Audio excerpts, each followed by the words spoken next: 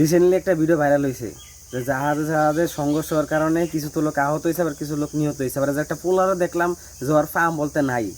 হ্যাঁ, আর দুজন মহিলা এরা কি পানির নিচে আছে না তারা মারা গেছে তার সন্ধান এখনো পাওয়া যায় না আমার জানা মতে। কেন দোষ কার জানেন? দোষ হলো আমগো মতো বাঙালির, জাহাজওয়ালার আর হলো নৌকাওয়ালার, হালার ঘরে হালার। হালারা কি করে, দুইটি আর আসে কি করে, চলন্ত জাহাজের মধ্যে যাত্রী উঠায়। ওরা ওই সদরঘাটেতে যাত্রী লয়, চলন্ত জাহাজ যে পর্যন্ত গেছে ওই জায়গাতে ওরা যাত্রী উঠায়। জাহাজওয়ালা কর্তৃপক্ষে ডিসই দেয় না যে এগুলা যে চলন্ত অবস্থা এমন করে।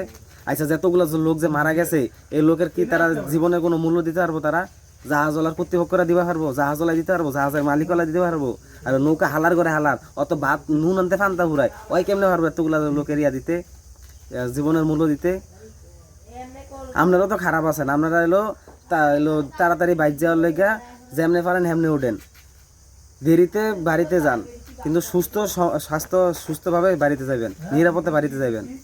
এই যে এখন এই যে এতগুলা ইয়ে হয়েছে, জীবন যে ঝরে পড়লো, এগুলোর মূল্য কি কেউ দিতে পারবো?